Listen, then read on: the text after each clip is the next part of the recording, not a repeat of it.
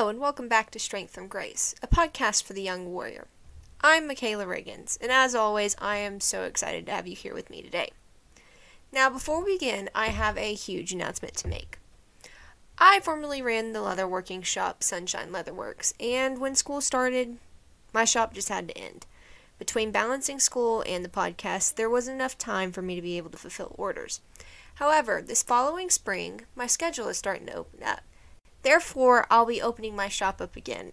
It's been a long journey, of course, but I'm so excited that God has been able to help me along the way and bring me back to where it all started. Now, on this episode, I want to introduce you to a little bit about who I am and what I'm about. Now, for starts, my name is Michaela Riggins. But if you ask my pa, I'm known as Sunshine, thus the name for my shop. I'm the oldest of the grandkids by 6 years, and all of which I spent being spoiled rotten. I'm 19 now, and believe me when I say that I completely underestimated the statement, growing up is hard. You see, I'm the crier of the family, and if it's coming from my Uncle Bear, I'm the cry baby of the family. I guess that's why Pa still calls me his baby girl. When I was no older than 6, my family took me to my very first funeral as I hysterically bawled, "He was my bestest friend!" I had never met the man a day in my life. As I grew up, I continued to be the crier of the family, even with the addition of 5 babies and toddlers. I cried at school often because I missed my mom and wanted to go home to play with my littlest pet shops. But when I was in the 5th grade, things started to change. I started to experience bullying. It was jovial at first and easy to explain away, but the older I got, the worse the bullying got. By the time I was in the 7th grade, I dreaded going to school, and going to lunch even more. I've always been very black and white as to what is right and wrong, especially when it correlates with Scripture. This is something that some of my closest friends at the time took advantage of and used against me. I allowed myself to stray away from God and to go into really dark places. I didn't trust God or my family, and I put all of my efforts into finding someone to blame for my suffering. I was angry, lost, confused, and bitter because I knew that God could do all things. And if He could do all things, why wasn't He taking away this pain? This was rock bottom for me. But it was also when I had my come to Jesus moment. In our family, there is no beating around the bushes. We try to hit our problems head on, so needless to say, they presented me with 2 options. I could spend the rest of my life miserable and bitter by continuing on the same path, or I could choose to start seeing the purpose around me. It was a no-brainer. In our lives, we are always presented with choices. It may seem like the only choice is a bad choice, but at the end of the day, we still have the choice. When I say bad choice, I don't mean a choice that forces us to stray away from God, even though we do have the opportunity to make those decisions.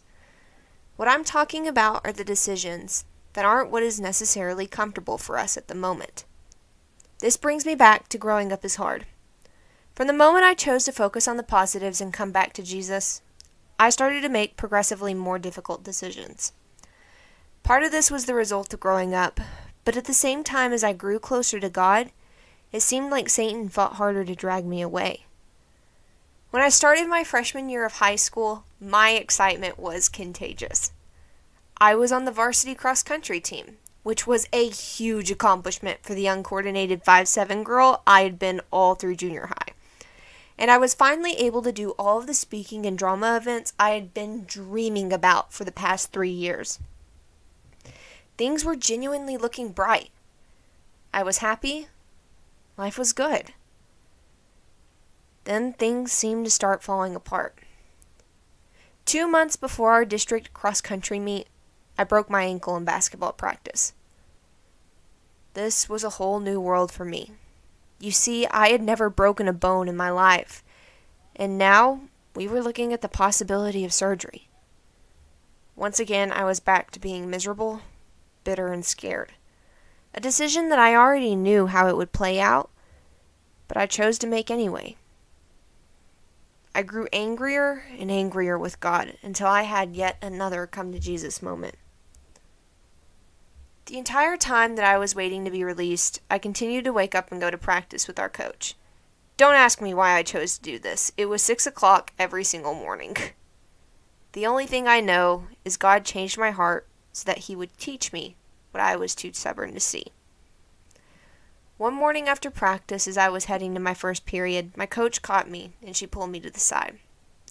She told me that despite not being able to run and that I would be missing the district meet, she was going to letter me anyways. This was completely against our school's policy, but she didn't care. All she wanted me to remember was Isaiah 58:11. And the Lord shall guide thee continually, and satisfy thy soul in drought, and make fat thy bones. And thou shalt be like a watered garden, and like a spring of water, whose waters fail not. For me, this was God telling me, wherever I take you, I will provide for you. To this day, I hold on to this truth as tightly as I can.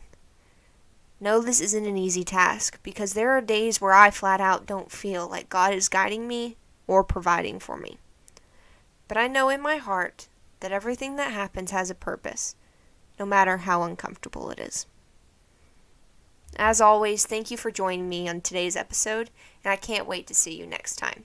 If you get the chance, check out Sunshine Leatherworks. I know leatherworking is not everyone's cup of tea, but it sure is mine, and I'd love to share my work with you.